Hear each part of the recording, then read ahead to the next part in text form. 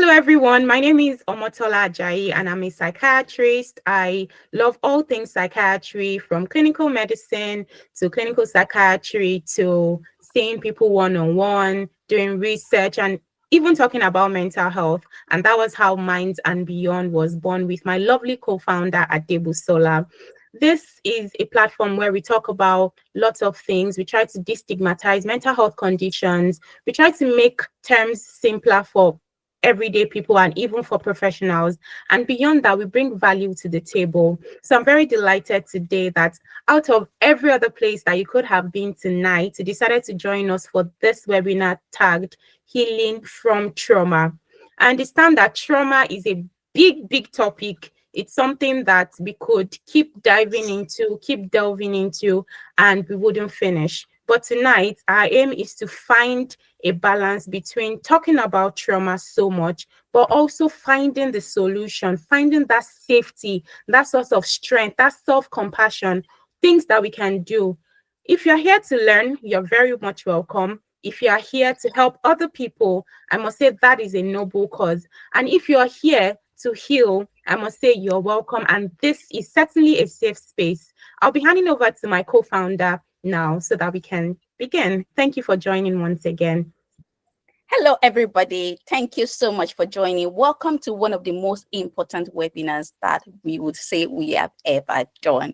Whether you're a regular or you're joining us for the very first time, we are very happy to have you here.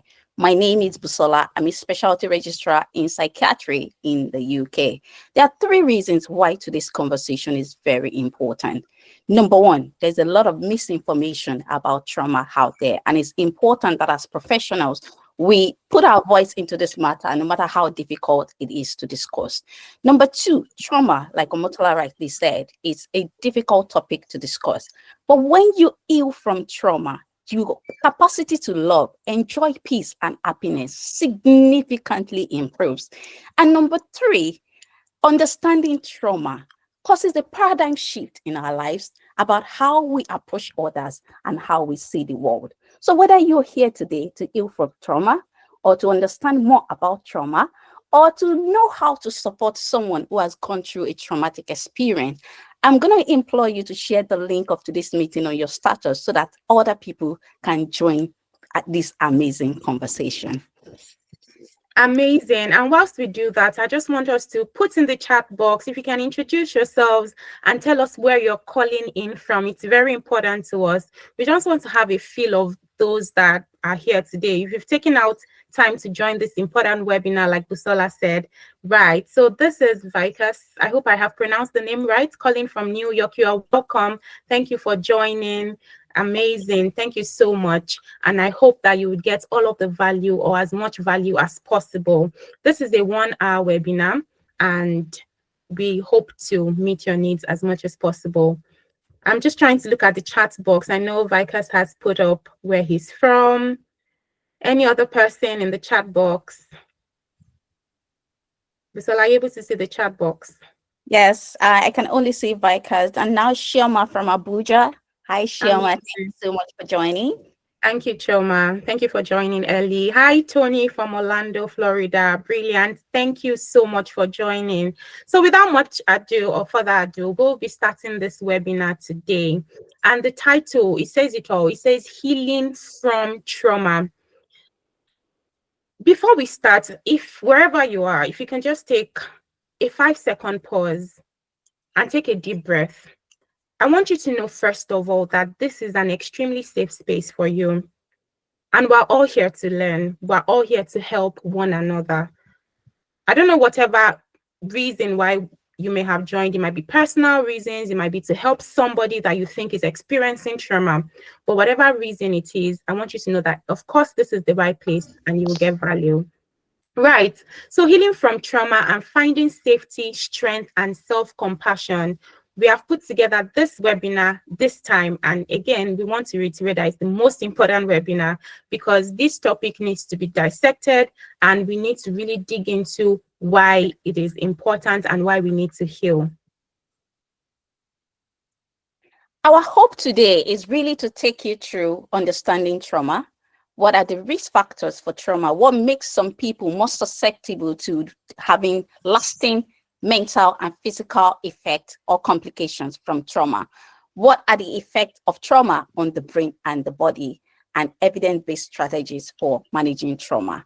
Like Omotola has rightly said that, this is a safe space. And before we move on and begin to tell stories of trauma, we want to say that, what do you find safe? When the wave of overwhelm crashes on you, what do you do? So if it is that, you cuddle a pet, or, a stuffy toy, or you find yourself walking in nature, or you listen to music to ground yourself, whatever it is that makes you feel safe, we want you to do that, because we understand that this could be triggering for some people.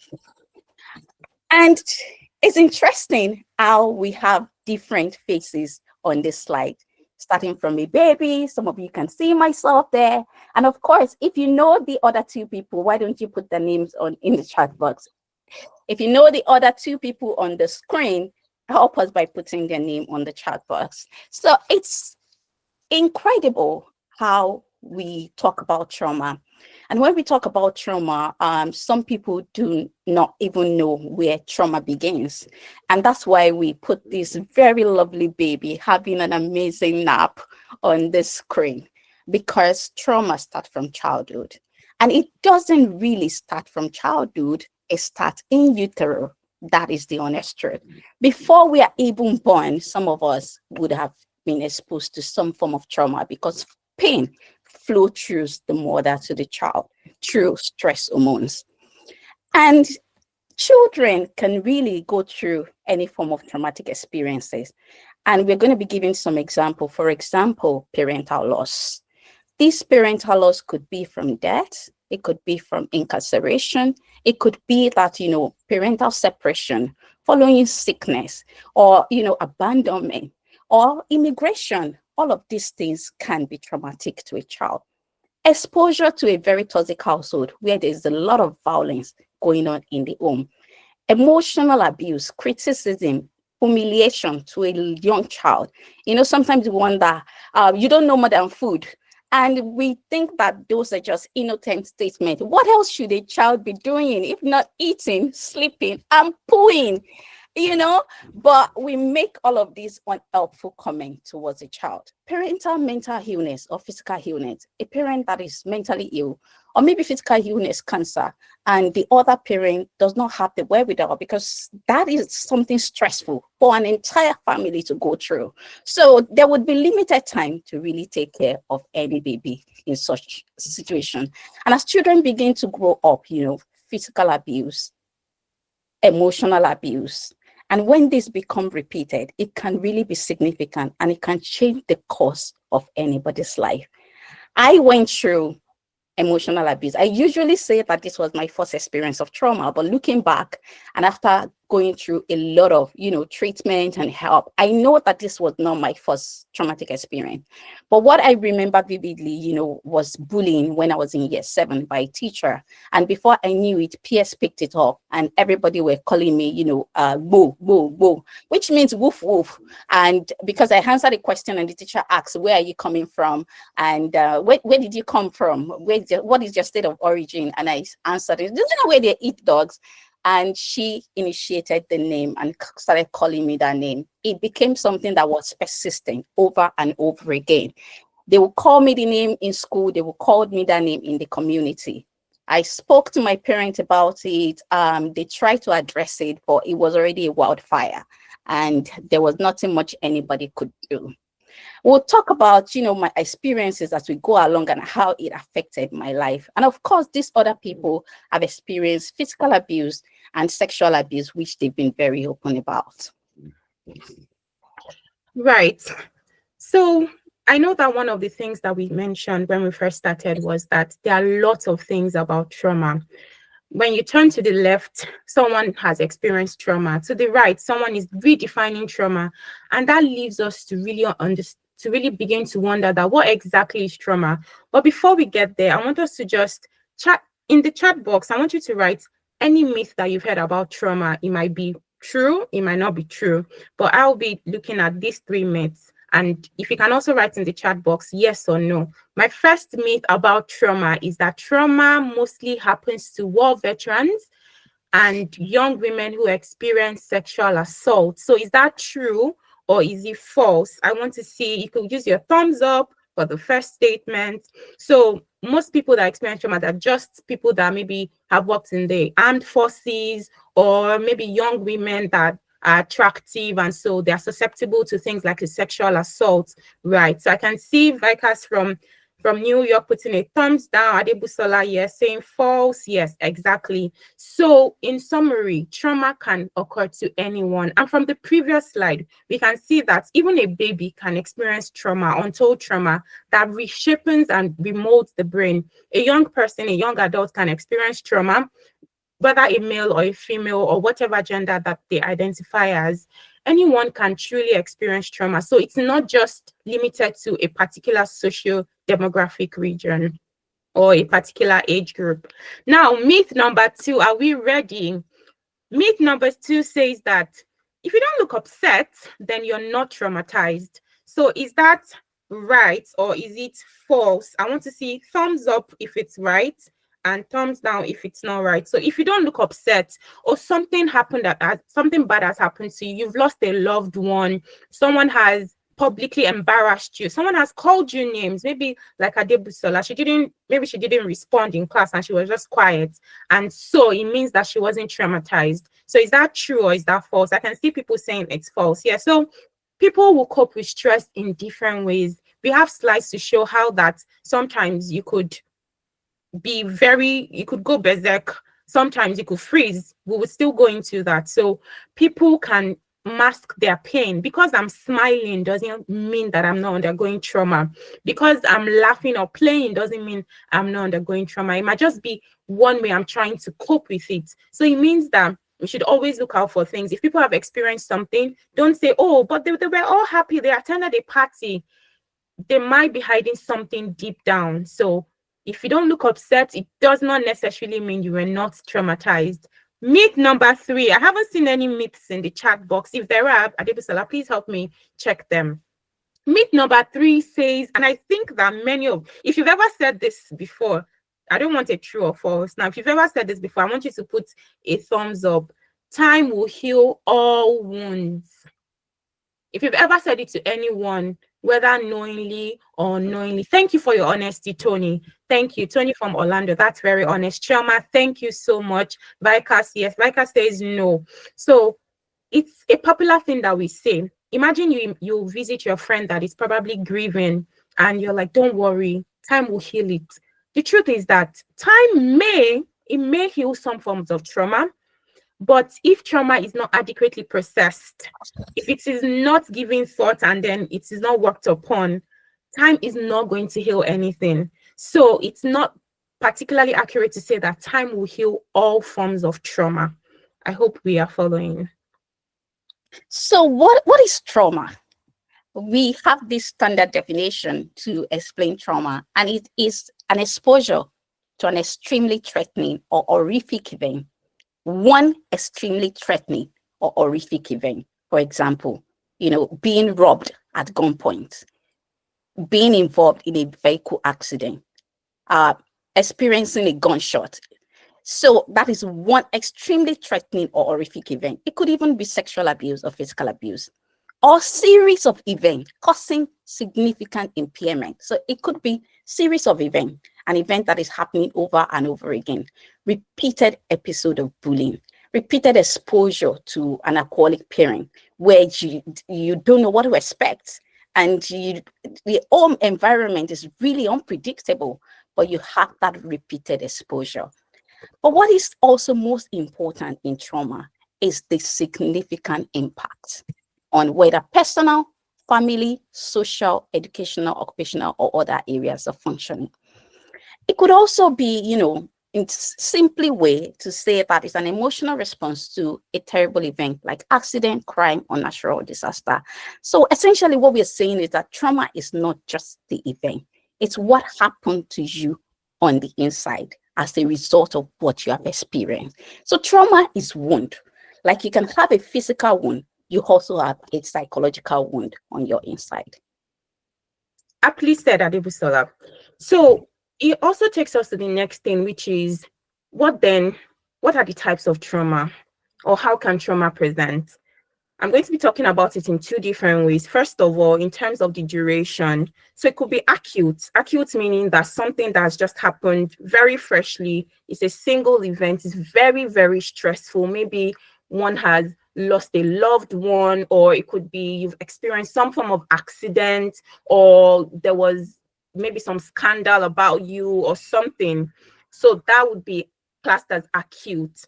It could also be chronic, meaning that it's repeated exposure. Remember that from the definition, we said that trauma doesn't have to be a one-off event. It could be repeated. So imagine living in a toxic household or being in a toxic relationship. So that is repeated exposure to trauma over a period of time. And it could also be complex, meaning that it's multiple traumas affecting different aspects of our lives.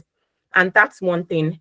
Trauma can also take different forms. It could be physical, like maybe being in an accident or sustaining a life-threatening injury. It could be psychological. Maybe you witnessed something terrible. It could be disasters, people in Ukraine watching lots of bad things happening, people all over the world, lots of things that can even trigger one's mental health. It could be sexual.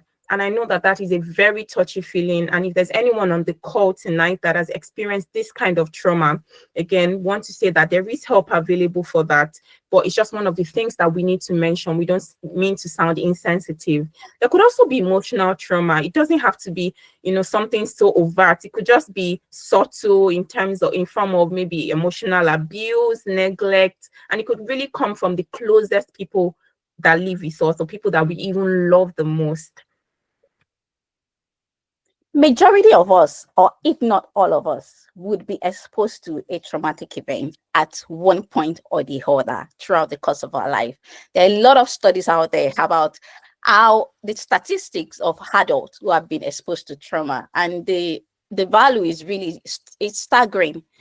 But what makes somebody be at risk of severe complication following exposure to a traumatic event? It could be certain profession where you're at risk of seeing all of these traumatic experiences over and over again. First line professionals, responders, army veterans, ambulance services, police, prison, fire services. It could be asylum seekers. Before you even start to seek asylum, we can only imagine the level of trauma you must have gone through. Severity of the incident is also very important, although we are very careful in distinguishing what is the big trauma, what is the little trauma, which some of you may be familiar about, because trauma is really personal and it is your experience of it that really matters. Other things that have been identified is female sex, and we know that there are a lot of debate about, males not being forthcoming about their traumatic experience, and that's why it feels like the trauma is skewed towards, the value is skewed towards females rather. Then younger age, because you have not yet built resilience on how to manage stressors, so more at risk of having significant experience following trauma. Previous experience of trauma, I was talking earlier that, I remember that bullying, but I know I've been experienced to trauma that I couldn't even remember. My mom was hypertensive during my pregnancy. It was very stressful for her. She had preeclampsia, and the labor was induced. Thereafter, she had to stay in the hospital for the blood pressure to be managed. She was ill after that. So I had gone through a lot of traumatic experiences that I could not even remember. And presence of multiple major life stressors. What are the things that is going on for you? Relationship problems, job problems could also affect how somebody responds to an event. And of course, low social support and social advantage. Right. So we'll just quickly touch on what we call the 3E model of trauma. I don't know if anyone has ever come across this kind of model. And it just basically, if you can look at the pictures there, you can see that there's most likely a class teacher screaming at a student, at a pupil, and then the other students in the class are onlooking, giving different facial reactions. So that is an event. Whatever it was, whether the child was right or wrong, we can all clearly see that this must have been a traumatizing experience for this child. Now, so that's the event. the child has experienced it as trauma, and then the effect is that the child feels isolated. If you can see this child here, there are students backing or moving in one direction, the child is facing the other direction and is feeling very isolated, feeling very sad. So trauma can really feed into itself. It can be a vicious cycle, something very difficult to break. You feel you are involved in the event, you have an experience of trauma. The effect is that you isolate yourself, and it keeps feeding itself into that vicious cycle, and it could even change people's personalities. Exactly. It's the effect that really matters. And for me, I remember clearly that, I felt humiliated. I felt rejected. I felt not loved. And as it became repeated, I felt like no one stood up for me. And I carried that belief even into my adult life, where I feel like I have to do everything all by myself. Nobody is coming to save me. I became, a perfectionist, and I was having a lot of trauma responses. This is to really show that trauma affects the brain.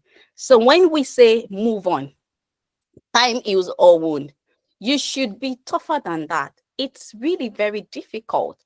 And when people even, talk about their traumatic experiences to people, sometimes they feel dismissed. Sometimes it is denied. And this is another experience of trauma in its own self, because they are not being seen, they are not being heard. And for a lot of us from the African descent, we talk about, this cannot be heard outside. We have to keep this in the family. Please don't talk about it again. Don't tell any other person about it. And then they suppress the traumatic experience. What happens is that, this part of the brain, the very first brain picture that you're seeing, showing the amygdala, which is a small but mighty part of the brain that we call the alarm system of the brain. Now, I want you to imagine electricity in your house. There are wires on the walls of your house, but you cannot see them. What you simply do is that you flip on the switch and the light comes on. You feel safe. You don't feel that, oh, I'm going to be electrocuted when I try to flip on the switch, because you are rest assured to an extent that the connection is safe. That's the same way that our brain has been designed, in a safe way, before we start getting exposed to these traumatic experiences. Now, imagine if your smoke alarm now begins to go off because there was a fire. And after the fire, it begins to go off over and over again, one, one, one, one, one. And it becomes something so repeated. That's the same way the amygdala works. The amygdala helps to regulate fear. It's a fear center. But once exposed to trauma, a lot of studies have reported that the amygdala can become hyperactive. And sometimes for people who have experienced chronic exposure to trauma or childhood trauma, the amygdala can even be bigger. And because of that, you're constantly on edge, you're constantly anxious, even when there is no danger. The other part of the brain is the hippocampus, and that is the memory center of the brain. This is the seat of memory. But in trauma, it can become distorted and fragmented. And that's why sometimes it's so difficult to remember what happens in trauma. It's difficult to recollect the event. And when you even recollect, it can be fragmented. You remember bits and pieces of it. And of course, because of the change in the neural pathway, this wiring that we're talking about in the explanation of the electricity, some people begin to experience flashback or the intrusion of the traumas when it is so severe. The last part is the front seat of the brain. We call it the CEO, where you make decision. It's responsible for organization, for logic, for rational thinking. But in trauma, there's change to this part of the brain. And what happens is that, you struggle to regulate emotions because this prefrontal cortex is not working as it should. So trauma doesn't just happen to somebody. It's not something that, we just move on from, or something that time just heals, because there's significant changes to the brain. Right.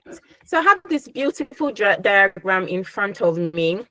The first one to your left that has the flight, the fight, the freeze, and the fawn. These are all trauma responses. And truly, trauma responses can either be physical or psychological. So the psychological bit is what interests me the most, because obviously I'm a psychiatrist. So I want us in the chat box now, for everyone that is listening to this call right now, where if you can find anything that describes you or a trauma response in you in any of the quadrants, you can just put quadrant 1 for flight, quadrant 2 for fight, quadrant 3 for freeze, and quadrant 4 for fun. So you can just read it out. So it just goes to tell us that even when we feel like maybe I haven't experienced trauma or I've gotten over this thing, there are certain traits, not to say exclusively, but there are certain traits in us that would point to the fact that we are still processing trauma in some way or the other.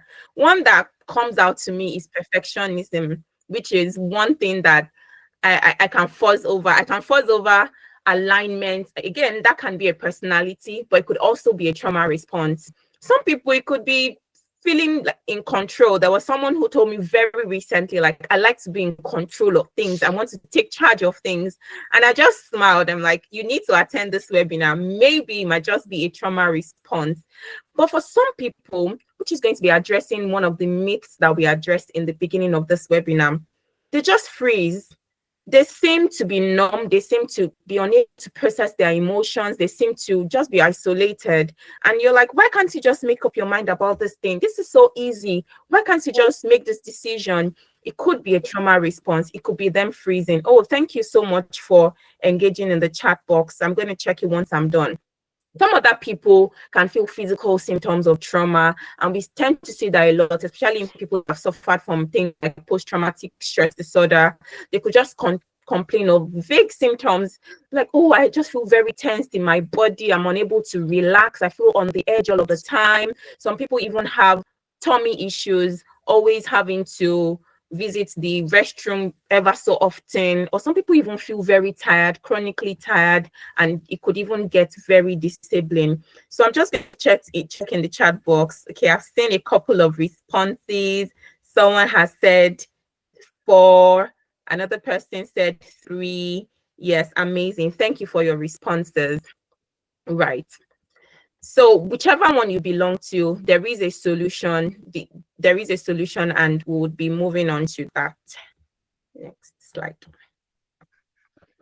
And I'm actually curious to know if there's anybody who experienced more than one, because I sometimes feel like I'm weird. There's times where I'm in the freeze mode and there are times where I'm in the flight mode. So it would be so interesting to know if there is anybody like that. Really, it really just depends on the situation. And of course, in terms of the physical health, I remember vividly from GS1 to 3, that's year 7 to year 10, I was always ill every blessed month. I would be sick. And of course, it would be malaria. Malaria parasite would be negative, but I'm going to be admitted. And I know that at least I'm getting a full week of school. So that was how serious it could be. And when we noticed all of this in your children, my parents were very distressed. They were wondering what was the cause of this illness. And because I was falling sick every month, they couldn't even change my school because that was the closest school to us. And you're always sick. How do we send you to another school? But thankfully, when my period started, we could finally label it dysmenorrhea. Okay, thank you. And then I moved to a boarding house very far away from home. So it's not just psychological, it could even be physical, depending on how you go through it. And of course, there are complications of trauma. Mental health disorder from post-traumatic stress disorder, which is the extreme form of a traumatic experience. It could have depression, anxiety, suicidal ideation, panic attacks, psychosis. It could be anything really. Physical health disorders, we know that stress, regular stress hormone release, it's a no-brainer. It increases the risk of a lot of physical health disorders, chronic pain, hypertension, diabetes, cardiovascular disease, cancer, dementia, autoimmune disease, name it. It could result in all of this if it is not properly treated. And of course, the one we see regularly, adverse social consequences, affecting school performance, like I've just explained, work performance, relationship problem. When you have trauma responses, there's no way you can be a good friend, a good partner, a good parent, because, it's just so difficult to be present. It's so difficult to be calm. It's so difficult to make rational decisions with trauma responses. And of course, engagement in problematic health behaviors, such as, substance use, we could also be a mental health disorder, risky sexual behaviors because you are looking for validation and or something that you feel in control of, because trauma takes control away from you. And one of the ways to seek that control is risky sexual behavior or absconding from home, where somebody is going through a lot of traumatic experiences at home, and home is not a safe place to be. Right. So the meat of the matter, which is why many of us joined, but we needed to give that background just so that we could understand the extent to which trauma could impact one's life. So and I'm the chat box person for tonight, if you could just put in something that has helped you stay grounded. It doesn't have to necessarily be something that helps you to heal from trauma. It would be useful. But the very first thing that we'll be considering when it comes to healing from trauma. Now, this is not a particular template. It's just the summary of what we have seen and have found as psychiatrists at work based on research and hands-on experience with patients. So the very first thing would be safety and stability. And what does that really mean? It sounds like two vague words. What's safety? What is stability? So first of all, for someone that has experienced trauma, which is an extremely threatening situation, they feel a sense of danger. They feel unsafe. That's just it. So if you've ever lost something that is very dear to you, you feel unsafe. And most times, one of your responses would be to either be overly protective or not even have any form of attachment with things. So, for example, you could have been maybe close to somebody, the person meant well for you, but you just suddenly felt like, no, this cannot be right. The last person that I trusted hurt me. And so this cannot be right. In that moment where your brain tells you that this cannot be right, that's the moment where you have to take charge. You have to take charge of that stronghold and tell yourself and write it down and say repeatedly that this is right. So it's more like countering some of those negative beliefs that you have come to believe over time about yourself due to some traumatic experiences that you have had. So what does safety look like? It means that even when things look unsafe, when a situation looks unsafe, but you know that it is based on the previous bad experiences that you've had, you need to rewire yourself and tell yourself continuously, because the brain is not able to differentiate between reality and sometimes things that we make up in the brain anyway. So that continuous affirmation, that continuous positivity, continuous positive thinking, positive self-talk would help you feel even safer in that time. And even if it means that you have to speak to somebody that you feel you can trust, it could be a trusted therapist, it could be a trusted friend, because I mean, how many of us can truly afford a therapist? I keep telling myself that I need to do certain things every day so that I don't have to need a therapist, because I'm not sure I myself can afford one. But that's by the way. Therapists are very good if obviously we get to that stage where we need them. And we have a therapist on the call tonight. You can identify yourself with a show of hand. So in terms of stability, what does stability mean? I feel like, yes, I feel like this is certainly, me, this is the core of a lot of things.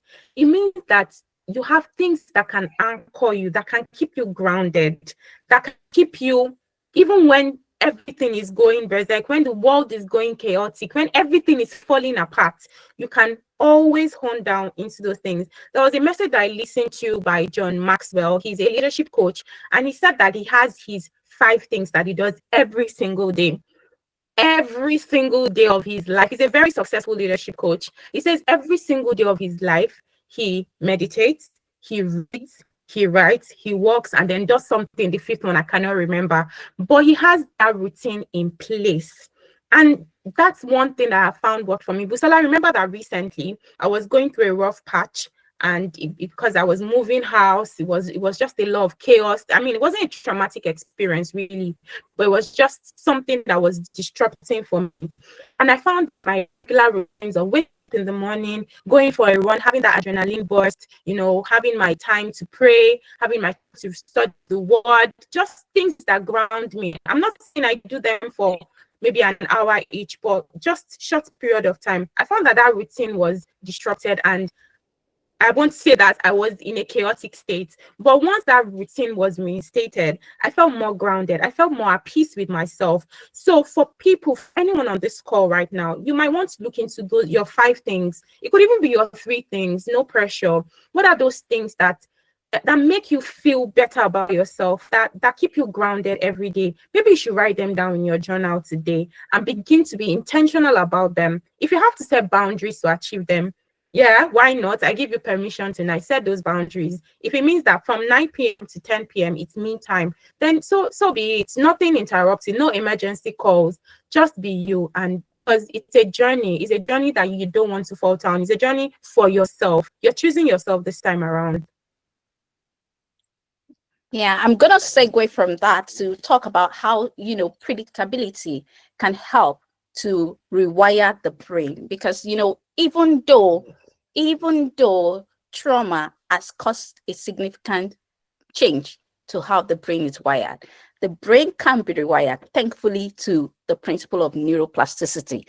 And one of the ways by which we can do that is predictability, by giving the body what it needs so that your body can begin to recognize that this is safe, this is not dangerous. And Omotola has talked about, things that we can start doing. And it could even be, setting routines with some things that you do already: sleep, exercise, healthy eating, walking. Those are some of the things that you can add into 5 things that you do to create that sense of predictability and that sense of control. And you may be wondering that, what are these people talking about? I had a terrible experience, horrific experience of being robbed at gunpoint that I still remember to this very day, with flashback, nightmares, avoiding going out, and you're saying safety and stability, mindfulness. What is all this? I'm telling you, I wish I knew all of this early. It would have saved me a lot of heartache, because these are some of the principles that are really helpful. And therapy doesn't work in isolation. Therapy works well for trauma, but therapy does not work in isolation. And we need all of these things to even get the best result from therapy. And that will take us to the next thing that a lot of people have found very helpful, which is mindfulness. And what is mindfulness? Mindfulness is being grounded in the moment. So if you're tired of being emotional, if you're tired of flying off the handle, if you're tired of, misinterpreting every little compliment, you're tired of stress, anxiety, I was saying that, I could be in freeze or flight mode. There are times that I feel detached, isolated, and I'm so unpredictable. My friends don't know when I'm hot or cold. I'm pretty much there, and they are walking on tiptoes around me. And there are times where I'm a human volcano. Any small thing, I'm just going to erupt. How can anybody live with such a person? It is really difficult. And so mindfulness keeps us grounded in the moment. And I'm going to be sharing 10 mindfulness practices with us today. The very first one is that you want to, okay, before I start, I want to share that there's a science behind this, and that is the sympathetic and the parasympathetic. So the sympathetic nervous system is what is responsible for the flight, the fright, the freeze, and the fun. But the parasympathetic nervous system is the one that is responsible for the calmness, the joy, the happiness. And what mindfulness does is that it helps us to be in touch with the parasympathetic nervous system so that we can be grounded in the moment. So the first thing that a lot of people have found very helpful is music. This very simple practice of having a playlist of songs that keeps you grounded. And if you go a step further by singing along, the vocal cord stimulates the vagus nerve, which is the nerve responsible for the parasympathetic nervous system, and you feel calm in the moment. Another thing that you can do is what we call breath work, deep breathing. Wherever you are right now, I want you to close your eyes and put your hand on your heart. That's the left side of your chest. I want you to close your eyes. And I want you to breathe in slowly. Take your time with it and really feel it in your tummy. And now I want you to say, I am safe. I am calm. I'm safe. Then I am breathe calm. out slowly. Breathe out slowly, very gradually. Now, this must have lasted for, just 15 seconds. But I'm sure that if you're doing this for the first time, you will notice a significant difference in your body. That's what we call deep breathing or breath work. and it works wonders for a lot of people. You can repeat this 3 to 4 times, and it does significant magic to your nervous system. It helps you feel calm in the moment. These are things that you can do for free, and you can begin to do today to heal from trauma. Another thing that you can do is to take a warm bath. Warm bath does wonders. So if you don't have a bath, take a shower and feel yourself present in the moment. You feel calm, you feel rested, and your all the alarm bells in the brain gets regulated. You can also try cold exposure. What we mean by cold exposure is exposing yourself to some form of cold because it helps to rewire the brain. So, for example, when you're ending your shower, the last 30 seconds can really be with cold water. It's not nice. I've done it several times and I know that it's not nice, but you forced yourself to breathe deeply and relax in the moment. You can also sprinkle the water on your face. Some people do a deep dive into the water. Another thing that can be quite helpful is to start auditing your day. When you start auditing your day, you begin to notice patterns and triggers. And when you notice patterns and triggers, it increases your understanding of your own experiences. And the more we know better, the better we can really process and learn from our experiences and be a better person. Omotola has talked about journaling. Journaling is very good. And if you don't know where to start from, there are prompts that can be helpful for you. For example, how can I feel safe today? How can I feel calm today? And you can just write about how you're feeling in the moment. You can do this first thing in the morning or just before you go to bed. You can add it to your winding down routine. You can also try savoring. And because I also do weight loss coaching, I'm not going to talk about food. I've done it all. Emotional eating from trauma, I've done it all. But so we're going to use tea or coffee today. Okay. You want to savor it when it's in your cup. You want to feel the warmth, the smell, or the taste.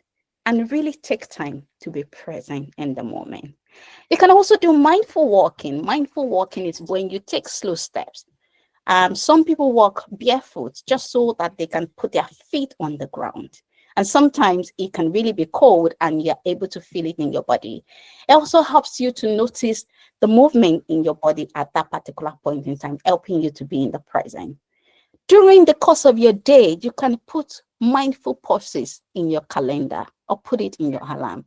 This is setting timed reminder that helps you to know that you should take pause to take deep breathing and be present during your day. And the last but not the least, you can create mindfulness practices. Engage in drawing, art, coloring, anything really that can be helpful for you. It's not about the end journey. It's really about the process of you being present.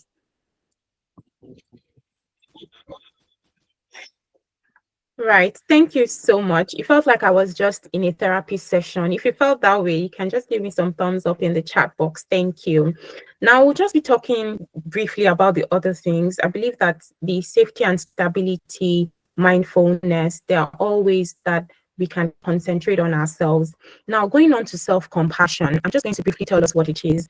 So, for most people that have experienced trauma, they tend to have the self-blame mindset. I should have done this. Oh, yeah, you're such a chaotic person. It was your fault. Maybe I shouldn't have gone out at this time. Maybe if I had listened to so and so, this would not have happened to me. And we keep going on and on and on. But in self compassion, it goes to show that, yes, this has happened. We're not saying do not acknowledge what has happened. This has happened, but I deserve some love. I deserve to show myself some love. I'm a human being as well. Many of us, it's so easy to show love to other people. It's so easy to love people and to go above and beyond for them. But can I ask you, when was the last time you paid attention to yourself? Some of the things that Busola shared as part of mindfulness, such as walking slowly. Some of us are always in a hurry, always in a hurry to do everything. And I raise up my hand and I'm guilty. So I'm going to remember to start walking slowly again. So self-compassion is treating yourself as you would probably even treat someone else. Show that love to yourself. And again, the brain is such a powerful organ. It's so beautiful. It's such an amazing organ. Previously, we used to think that the brain could never change. Once neurons were made, it could never be reformed. But once you start treating yourself with love, with compassion, saying positive things to yourself, the brain begins to believe it. So the brain previously believed a lie. Now it begins to believe a truth and then walks in it. And it shows. People would begin to ask you, I'm telling you, it works like magic. Begin to love yourself from today, and you come and tell me the result later. It is not your fault. Anything, if there's anything you want to take away from here, if you've gone through trauma, you need to have that self-compassion that is not your fault. You're not responsible. Any guilt, shame, blame, self-loathing, criticism that you may have is really undeserved. So it is not your fault. Healing starts from you having self-compassion. And you need to have supportive network of friends, family, friends that listen to you, and you feel seen, you feel heard, and you feel loved. That can really be very helpful for you. Family is also important. In fact, abusers can really target people that are alone. So that's how trauma can make you feel isolated and worsen your experience. So you cannot do it alone.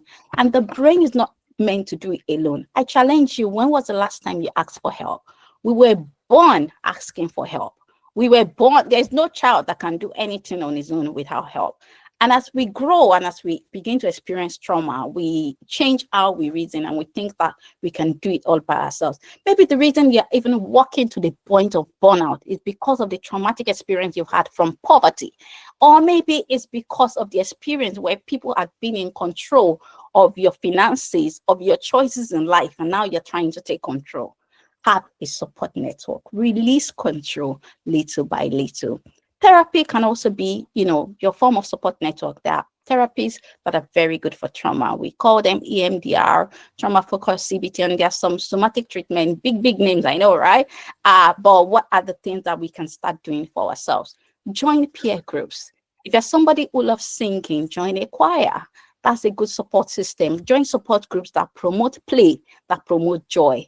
Join a walking club, a running club, art clubs. There are so many support groups that you could even join if you're not at that place where you want to start talking about your experience. So you can go at your own pace and just find a safe and supportive group to belong to in the first instance.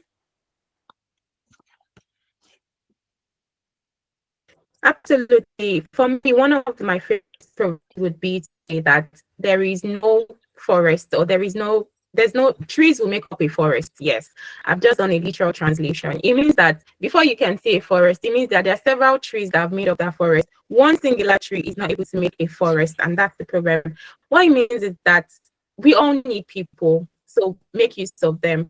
Someone texts you, "How are you?" "I'm fine."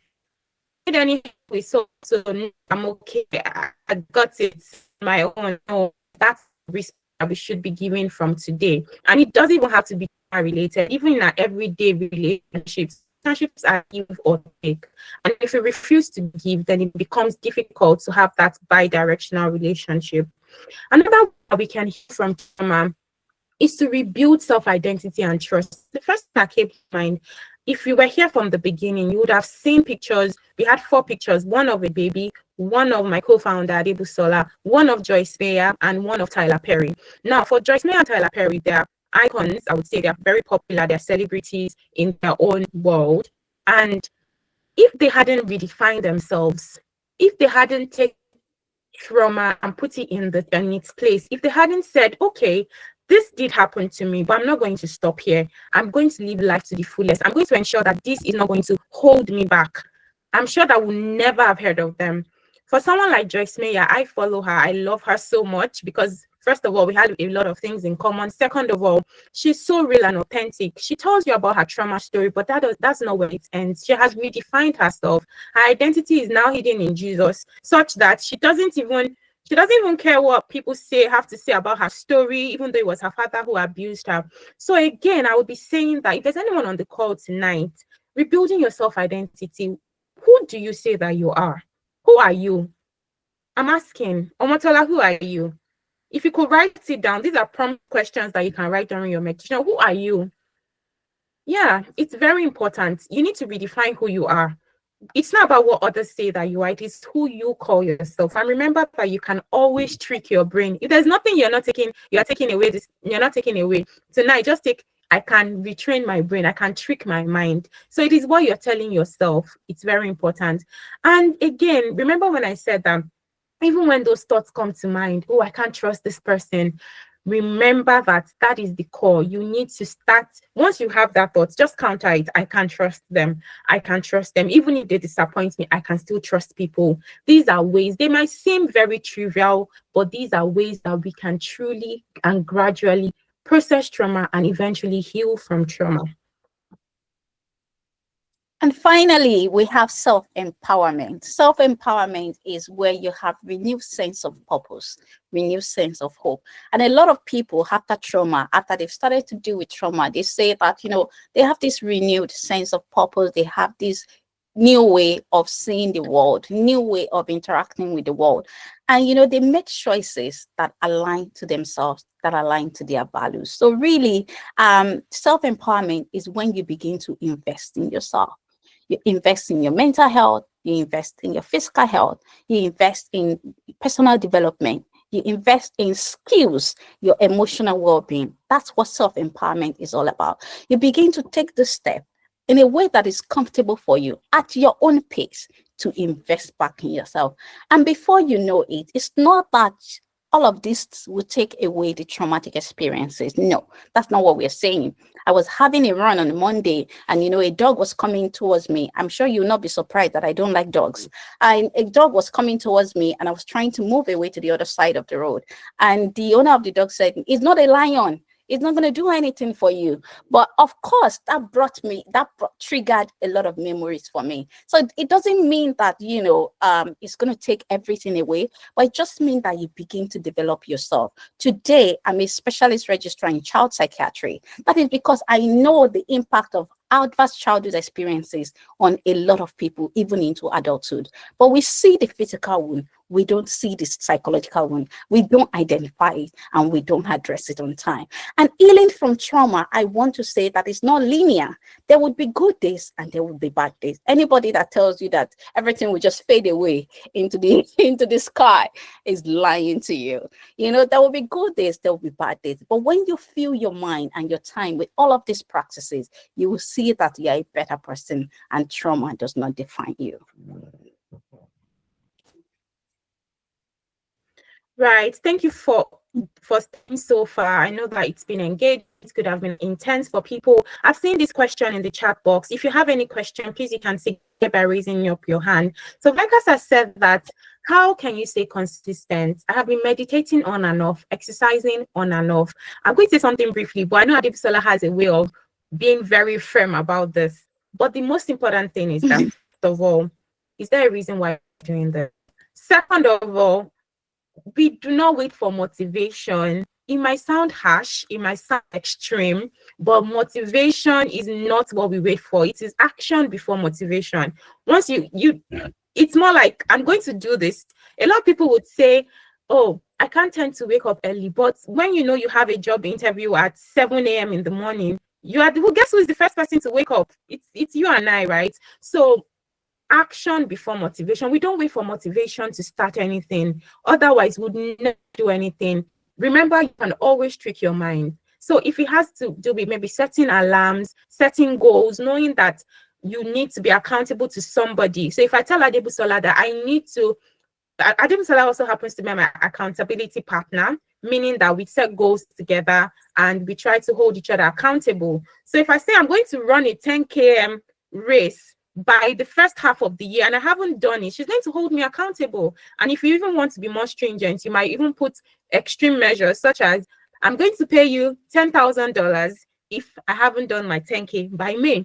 So it's more like, the value that you are getting from this. Vicas, I'm sure that when you have run, and when you have meditated, you have felt better about yourself. You have felt the adrenaline pumping. You felt like, oh, I'm such a special human. At least that's how I feel when I run. So it's that, leave that motivation aside, do the action, and the motivation comes after. There is nothing that is beautiful that happens by accident. Trust me, it takes dedication, not motivation. It takes dedication. And that's where I would leave it for now. Absolutely, Omotola. I mean, you obviously know my stand when it comes to this, and you've shared my mind. And Vikers, what I just want to say is that also I usually recommend that people start very slowly. There are times that we want to do so much, and we have time to do all of that, and then there are times that it just gets fizzled out, and then we'll come back to it. So start slowly. If what you have for meditation is really 5 minutes, then be consistent with that 5 minutes. If the time you have for exercise is, 10 minutes, be consistent with that. As you progress, you see that, time just begins to open up for you to make things for yourself. And it's a constant struggle. Look at me. This is 2025, 2026 diary from July to July. 2, 3, for Mhm. different things, different aspects of my life. This is insane. And I have a shelf full of journals. So these are things that you do to help you process emotion, and you're consistent with it. You do it daily, and you'll be happy with your results. Exactly. I just like the point about things being just little drops. Remember when I said the person had, that's John C. Maxwell, he has these 5 things. So he says it might just be a line that he has written in that day. And again, I also have my gratitude journal here. It might just be a line. It might just be one thing. It might just be a 5 minutes walk, but it helps you feel grounded. It helps you feel better about yourself. You bring the adrenaline. So in all of that, be kind to yourself. Do not overwhelm yourself so that you're not open to burnout. I believe that we have answered the questions. We have a feedback form in the chat box. Please, please, and please, so that we can have better productions, we can bring better topics to you. Please help fill the feedback form. Thank you all for joining so far, but we are not yet done. We just have one more thing, and we promise to be done soon. Right. So just give me a second. Right. So we're still asking, open to have questions. These are references for those wondering where we got some of the material from. So we have these references. And one of the strategies that we also shared was that sleep is essential. It's a way of taking care of our bodies, it's a way of taking care of our minds, of feeling well rested. So if there's anyone on this call struggling with sleep, we're here for you. You can always email us at mindsandbeyond@gmail.com. This is our email address, and we'll be able to find a solution for you one way or the other. So thank you all for joining once again. Busola, do you have any final words for us today? I want to say thank you, everybody, for joining. And if you joined today to learn how to heal from trauma, I want you to know that, it is not your fault. Every blame, every shame, every self-guilt, every criticism, every ups and downs is part of the journey. And if you think that the brain cannot rewire itself, you know that, addiction, the brain rewires itself with addiction. So why do you think that the brain cannot rewire itself with trauma? So the brain truly rewires itself. You just have to, do the work, know that this is not me. Practice all of the things that we've shared today, from the safety and stability, the mindfulness to support system, and you would be a better person for it. Thank you, everybody. And if you have any question, any follow-up, it's not, our email address is not just for sleep. We're always happy to respond to questions and chat with people. So you can always send us an email. Yes, and the email is just in the chat box right now. Thank you. Bye-bye. Lovely to meet everyone. I'll stop recording now.